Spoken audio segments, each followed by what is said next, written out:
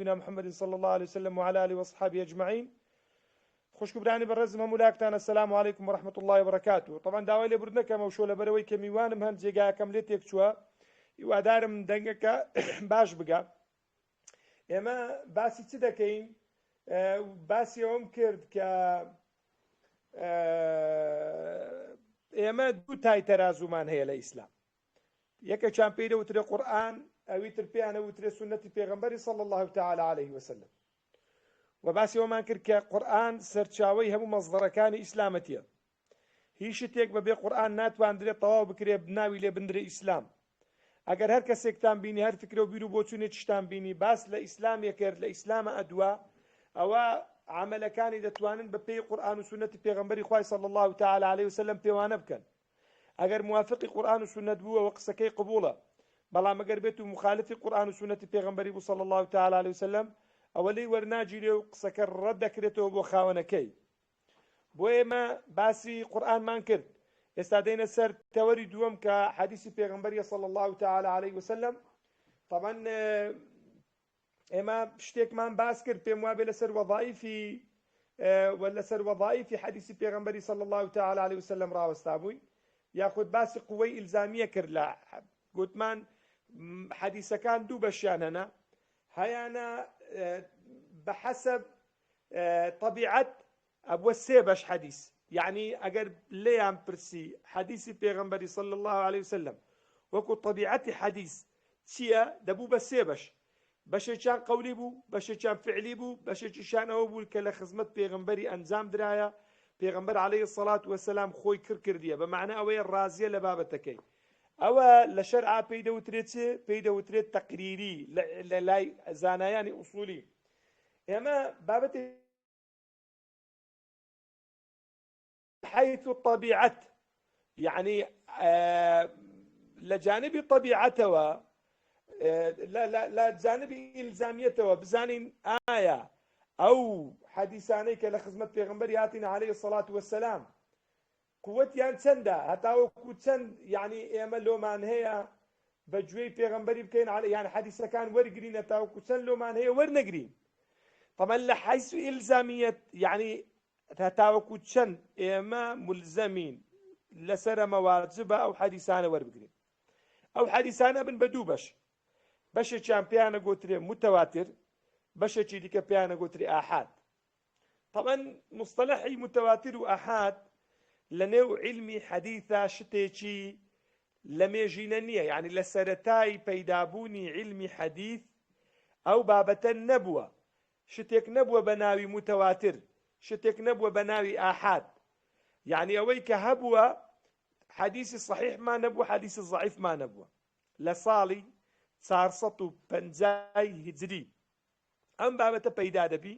یەکەم کەس خەتیبی بەغدادیە کە مصطلحی متەواتر دینیتە ناو مصطلحی متەواتر و ئاحاد دینیتە ناو لای ئەهلی حەدیث، بەڵام لە لای ئوسوولیەکانە بوونی هەبووە. لێت لە حەدیث ئێستا حەدیسی پێغەمبەری عەلەیهی السەڵات وەسەلام کە دەبن بە دوو بەش، لە جیهەتی قووەتی ئیلزامی و عەدەمە ئیلزامیە، ئەوەیان یەکێکیان دەبیتە چی؟ یەکێکیان پێی دەوترێ متەواتر، یەکێکی دیکەشیان پێی دەوترێ ئاحاد. بەڵام حەنەفیەکان تەقسیمێکی دیکەیان هەیە، ئەوان متەواتر و ئاحاد لە لای جمهورە، بەڵام لە لای حەنەفیەکان متەواتر و مستەفیض و ئاحاد مەشهور، ئەوان دەیکەنە سێ بەش. حەدیث لە لای حەنەفیەکان سێ بەشی هەیە، متەواترە، ئاحادە و هەروەها مەشهورە. بەڵام لە لای جمهور تەنها دوو بەشە، متەواتر و ئاحاد. بزانین متەواتر چییە؟ حەدیثی متەواتر وهو ما رواه عن رسول الله صلى الله عليه وسلم مباشرة جمع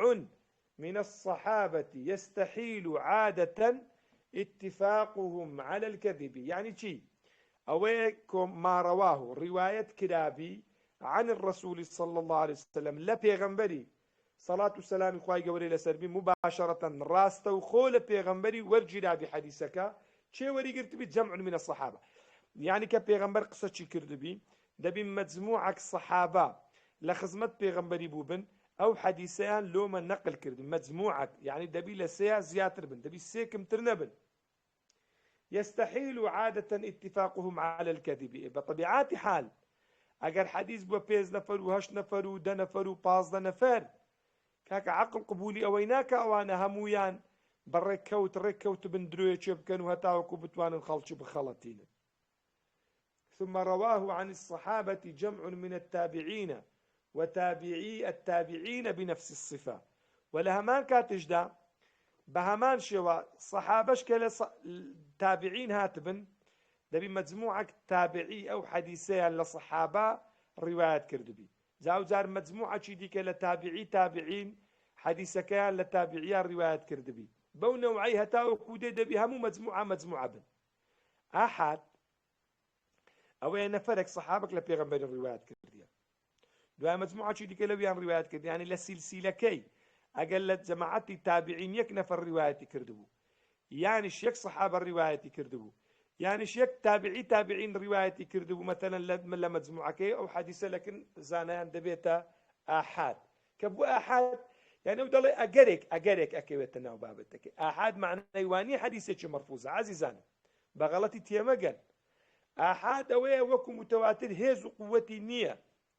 يعني أجرك تداهية كلواني والصحابة وشيء غلط كردبي بس كبونا مجموعيك قبولي اويناك ومجموعيها هم بيك وحديثك يبغى يك غلط كردبي ويديك له راس كرديته كواتا حديث متواتر دبيت دوجور هيانا متواتره يعني همو لفظك كلا بيغمبري ورجلا صلى الله عليه وسلم لفظ معناك بيكوا لبيغمبري ورجلا عليه الصلاه والسلام فاستوخو بلام تواتري معناش مان هي حديثك بلفظ يك صحابة جرايتو بلام بمعنى حديثك مفهومك زور صحابة يديك هاتنا وحديثيان جراوتوا حديثكيان لبو ايما نقل كردو كواتا تحديثي متواتري قوليتيا بيغمبر فرمي لا تكتبوا عني ومن كتب عني غير القرآن فليمحه وحدثوا عني ولا حرج ومن كذب علي متعمدا فليتبوأ مقعده من النار. پیغمبر فرمي عليه الصلاة والسلام لو حديثي لا تكتبوا عني هنقول حديثا لمن نقل مكان منوسن ومن كتب عني كسك قصتي لمن نسيل حديث غير القرآن غير القرآن فرمي فليمحوه بارشكاته طبعا هو السردم يكبو تعزى قرآن دا أبازي پیغمبر داويس تركيز زيادة لسا قرآن بي وحدثوا عني ولا حرج فرمي قصكاني من نقل بكن هيت نار حتيتش تيدانية ومن كذب علي متعمدا كسك بأنقص درويتش بدي من هلبستي فليتبوأ مقعده من النار باو إنسانة زيخ ويخوش بكالنا وآقرد جهنم. وقد رواه عنه أكثر من 100 صحابي أو حديثة 100 صحابة لبيغمبريان روايات كده زيادة ل100 نفري لو أو حديثة قابلية ويني أو 100 نفر أنا زيادة ل100 نفري غلط كان كردبي اشتكان بغلط نقل كردبي لبيغمبري صلى الله تعالى عليه وسلم. تواتر إشمان هي طبعا تواتري لفظي أو هيك قلتم بلفظكي لبيغمبري هاتبي تواتري معنوي إشمان هي أو وهو ها لبيشو قلت والمتواتر إما لفظي أو معنوي. متواتر لفظي هو استعمال نفس الألفاظ المسموعة من الرسول دون اختلاف في التعبير بين الراو وراو آخر كما في الحديث المذكور أو حديث لبيغمبري ورجلابي صلى الله عليه وسلم ببي أوي هيت خلاف للفظكي بي وهيت خلاف لمعناها كشبي مثلا أو صحابة قلت بيغمبر وهاي قلت بيغمبر ويقول بهمان شوى حديثك الرواية كردية. حديث متواتر معنويتيا هو أن يكون المعنى فيه واحد معناه كيكا وتكون التعابير عنه مختلفة بلام تعبير كان مختلفا يعني لفظك يك لفظ نية وكتي كما في حديث إنما الأعمال بالنيات إنما الأعمال بالنيات أو حديثا فقد روي هذا الحديث بألفاظ مختلفة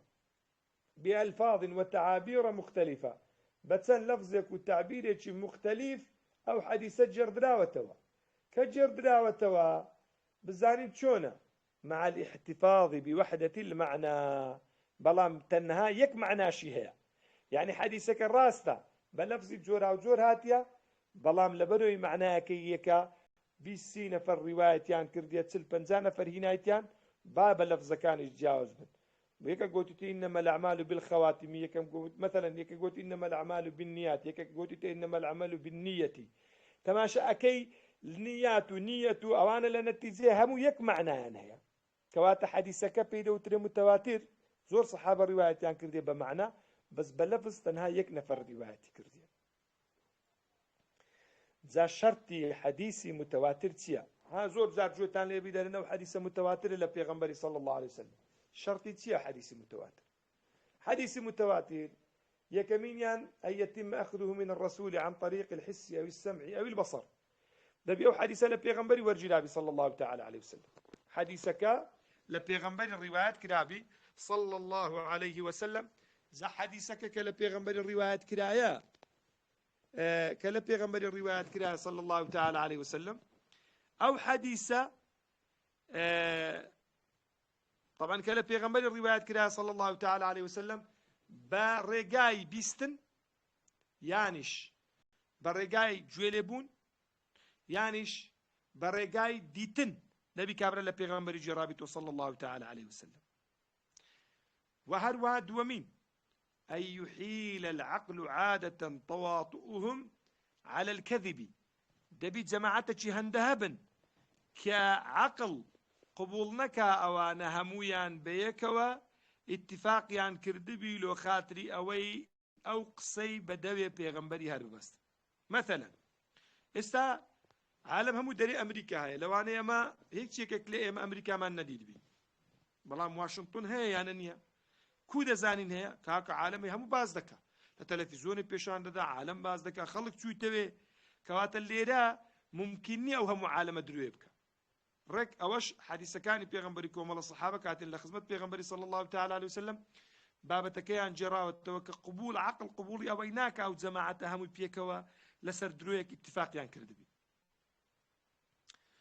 لكثرتهم وعدالتهم وأمانتهم وتباين طبائعهم واختلاف أماكنهم مثلا كابراك لبغداديك لمدينيك لمكيك كشيديك لبصريك كشيديك لكوفي هم حديث كان جرايتوا معقول نية برين والله كاك جنتك واحد الصحابة كان بيغمبر أمانتي أنا بو درو لنا وعربها هل بيش إسلامتيش دروشتكي ناشرين بوا دروشتكي مقبول نبوا دروشتكي معتمد نبوا لنا وعربها تاوكو كابري عرب مثلا زاران خلق لنا عشائري مشوابو كابراك همو يشي بكرد معنا بس إنسانش دروز النباية سيمين يعني أن يتوافر الشرط الثاني في جميع الطبقات الثلاث طبقة الصحابة وطبقة التابعين وطبقة التابعين دبي أو جماعتها صحابة مجموعة عقبا تابعين مجموعة عقبا وهربا تابعيش دي مجموعة عقبا يعني قربت الصحابة مجموعة عقبون تابعيش مجموعة عقبون بس تابعيك نفر وحديث الروايات كده وحديث دبي تآحاد ببي علمي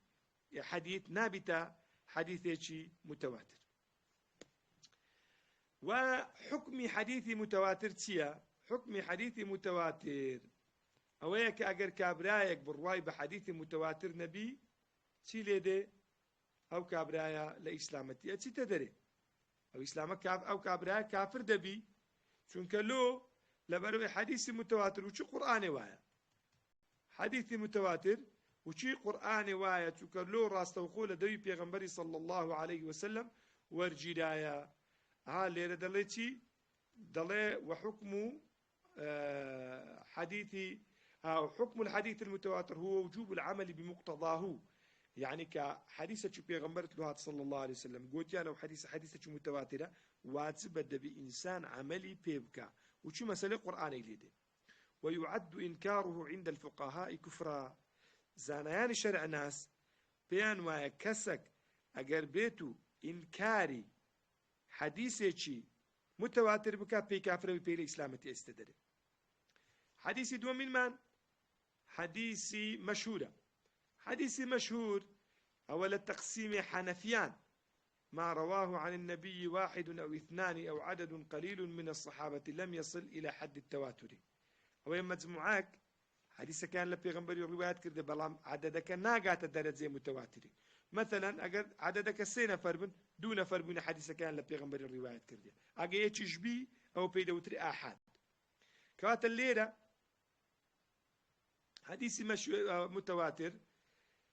2 نفر يعني نفرك يان 2 نفر يعني عددك كمتر للصحابة كان قاعد تحدي متواتر الرواية كردية ثم استفاض بعد ذلك في عصر التابعين أو تابعي التابعين بلام دواي عصر التابعين خلق يكزار زور رواية كردية مشهور بوا حديث كتتناو عالمي بحيث رواه منهم جماعة مثلا صحابة 2 نفر جرايتيانو بس تابعي 5 نفر جرايتيو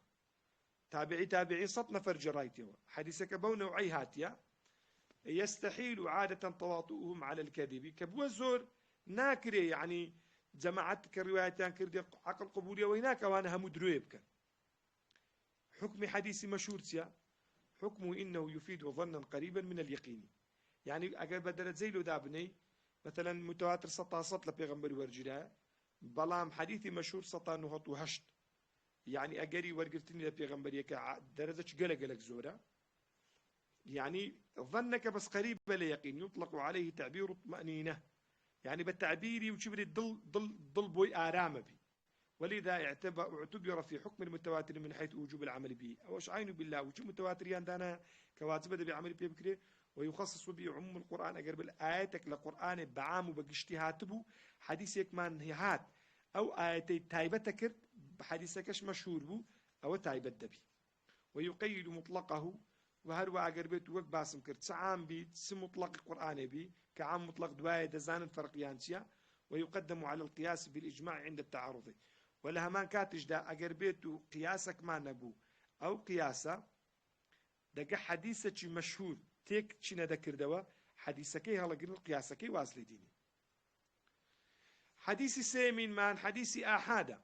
أو حديث آحاد وهو الذي لم يتوفر فيه شروط التواتر في الطبقات الثلاث المذكورة شرطي حديثي متواتري لنهات التجزئ لو طبق لأن الصحابة مجموعة جرابتيان نتابعي تابعين مثلا بنمونا أجر بيت الصحابة دنا فربن تابعين فرق بي تابعين دون فربن أو نبو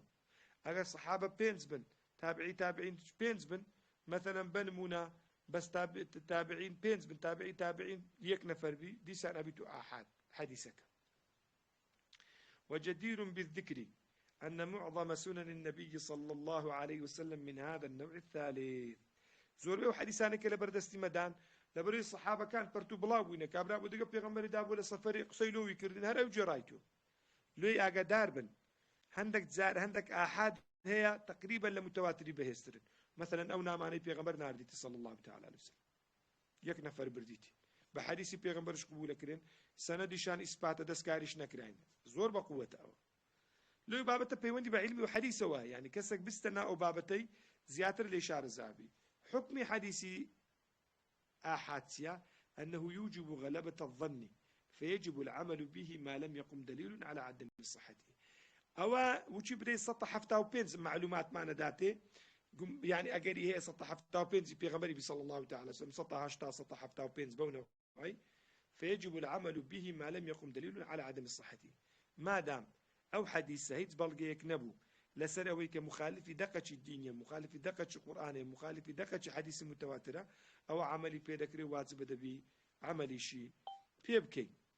وزاوجار أو بشي دوامبو لتقسيم حديث يكمنيا لطبيعتي خوي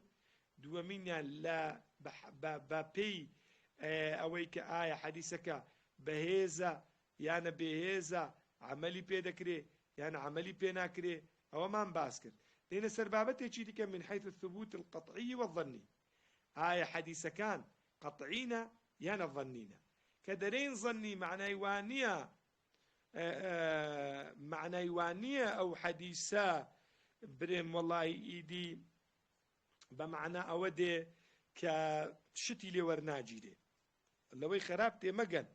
لقرآن لواني كابرابري باش ما مصدقواي پروردگار فرمي إن الظن لا يغني عن الحق شيئا أو من الحق شيئا إن الظن لا يغني من الحق شيئا عن الحق من الحق شيئا يعني جمان أو بدقة جماني عقيدة دا برا جماني عقيدة دقة جماني فقه جوازة گومانی فقهی زۆر حکمەکەی جیاوازە دەگە گومانی عقیدە گومانی قبول نییە بەڵام لە فقه دەکرێت ئەتوو گومان هەبی گومان بە معنای چی بە معناوی مامۆستایە کەرستا 5 حەدیسی وێنە لە بەڵگەی ئەمن بەڵگەکم وەیە حەدیسی مامۆستاکەی بەڵگەی بە قووەترە هەمیش بەڵگەمی وەیە بەڵام بەڵگەی من لە بەرامبەر بەڵگەی مامۆستاکەی دیکە بێقووەتر و بێهێزترە کەواتە لێرە ئێمە نەوعێکی دیکەمان هەیە لە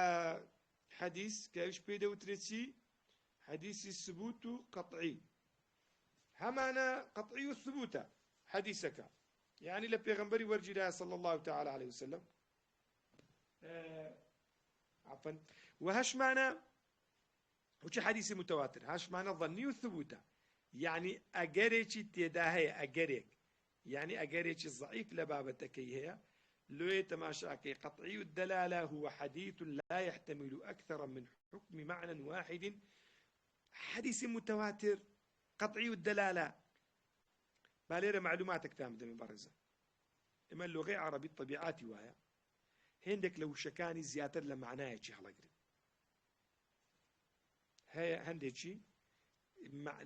زيادة لمعناه شيء بابتك هلا قريب هش معنى يك معناه هلا قريب استا مثلا بنمونا أي جمار الصد كوين قلت الصد احتمال تسمعنا يديك هي احتمال تسمعنا يديك هي صد طاو خلاص بلام اگر بيان قوتي مثلا شيركم ديت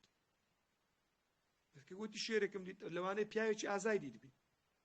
لو انا شيرك حقيقي ديت بي لغه عربي طبيعاتي واي او شاني كتنها يك معناها انها بي قلت لي دلالتك دلالتك قطعيه قبولي هيش تشي دي كناك بس تنها يك معنى بلام اگر معناي جورا وجوري هبون بيك دوتري الظني الدلاله يعني أجري دوسي معناي هي أو بابك معلوماتك للاي جناب تامبي طبعا قطعي الدلالة قلت هو حديث لا يحتمل أكثر من حكم معنى يعني بس حديثك بس أنا يك معناي هي وش قولي أعطوا الجدة السدس بيغمبر فرمي صلى الله عليه وسلم أجر كابرايك مرد لباشي خوي بتزيش داچي خوي داچي نمابو داچي هو أو دا بيريه ششش مالك هذا سدس سندا يكلسر شش طاو هذيك معناه هي ظني الدلالة شو معناها؟ وهو حديث ظني الدلالة حديثك كيحتمل أكثر من معنى واحد ليك معناي زياتر هلا قري ليك معناي زياتر هلا قري كقول الرسول صلى الله عليه وسلم لا تبع ما ليس عندك لا تبع ما ليس عندك مفروش الشتيك هلا لا يتونية يعني توقر بيتو الشتيك يتونبو ندبو كودة توانشتشو بفروشي زالينا فلفظ ما كدري شت سيارة هاي أوشتا شتيك دقريتها لوانه بتواني نقل بكي وشو موبايل وشو تلفزيون وشتاني نقل دبن